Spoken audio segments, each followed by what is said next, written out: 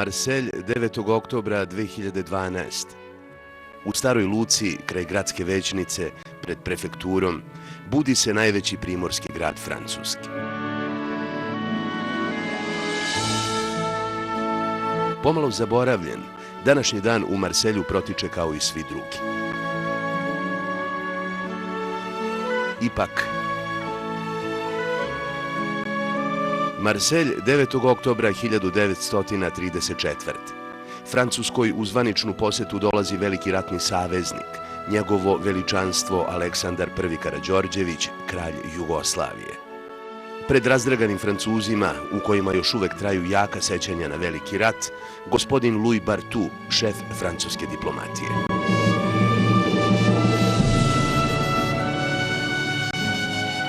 Samo par stotina metara od luke, na početku ulice Canebière, čuju se hici.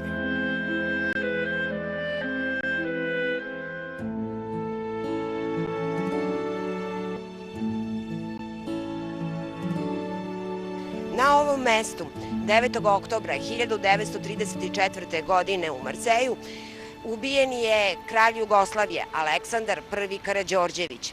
Zajedno sa jugoslovenskim kraljem stradao je i ministar inostranih poslova Francuske, Louis Barthou. Veoma je važno što ova tabla ovde postoji, jer je ovde tačno opisano, a to je i mnogo tačnije nego u mnogim našim istorijskim knjigama, recimo do 90. godine, da su zapravo Mussolini, Mađari, Bugari i Hrvati radili zajedno, a da je rešeno da se najavi, mračno doba u fašizmu u Evropi. Ovde u Marselju je mesto na kome je ubijen mir u Evropi i gde je 1934. slomljena ta jaka veza između Francuske i Jugoslavije, Kraljevine Jugoslavije kao produženja Kraljevine Srbije. Louis Barthou je nekoliko meseci ranije bio u Beogradu s ciljem da pojača zajedničke napore Francuske i Kraljevine Jugoslavije u borbi protiv fašizma i revizionizma. I trebalo je da ova poseta 9. oktobra 1934.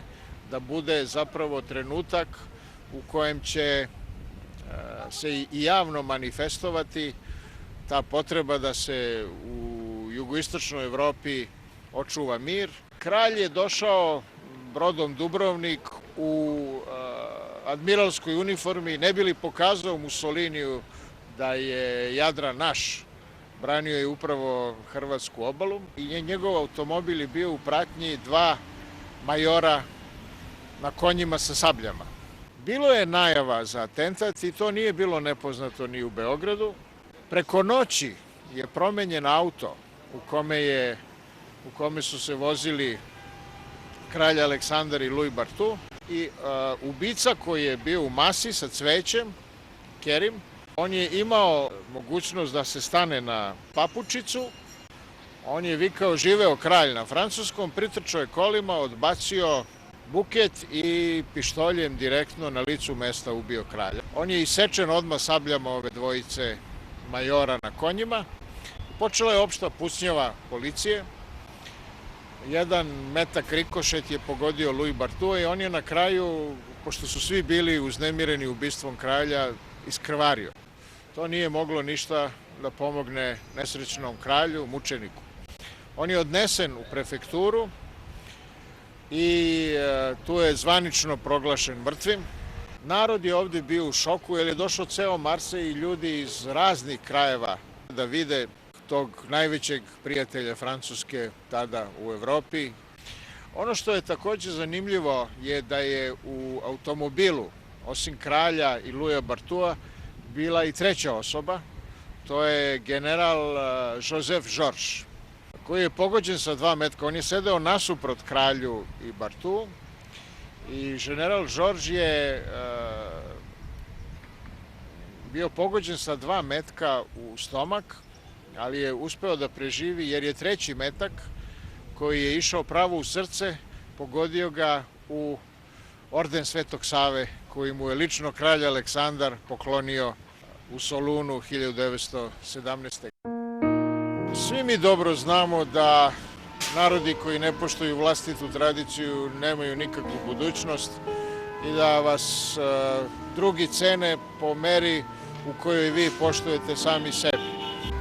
I što danas skupo plaćamo, teško se orijentišući u ovom svetu gde su nas pomešali s Jugoslavijom i vezali nas za neke događaje iz najnovije istorije umesto za ona velika dela iz prošlosti koja su deo našeg identiteta. Delegacija Srbije polaže venac predsjednika Republike na mestu atentata u Marselju. Od kakve simboličke i kakve praktične važnosti obeležavanja ovog događaja? Mi pokušavamo da negujemo kulturu sećanja, da ne zaboravimo ko je u našoj istoriji bio mali, a ko je bio veliki. Kralj Aleksandar koji je ubijen na ovom mestu je jedan od najvećih, po meni možda i najveći čovjek u istoriji našeg naroda, zaboravljen namerno, sklonjen namerno, zato što je imao mnogo vrlina i zato što je menjao svet. Nažalost, kralj Aleksandar Karađorđević je u Francuskoj poštovaniji i poznatiji nego u Srbiji. U Francuskoj kralj Aleksandar ima spomenik sa Bartuom ovde u Marseju, ima spomenik u 16. sa svojim ocem, ima skver koji se zove po njemu, njegov otac ima ulicu, međutim kralj Aleksandar u Srbiji nema ulicu. Što se tiče odnosa Francuske i Srbije, Francuska nema veći datum, značajniji datum sa više poštovanja nego što je datum Velikog rata. To je 1914. godina, odnosno to je 11. novembar, dan primirja, i jedna od boljih kopči ili najsigurnija kopča koju ćemo imati u budućim vremenima u upoznavanju, u uzajamnom poštovanju je veza između Aleksandra i Bartua. Hoćemo da kažemo da nismo zaboravili. Ko zaboravi svoje pretke i svoju prošlost, zaboravit će i njega vrlo brzo.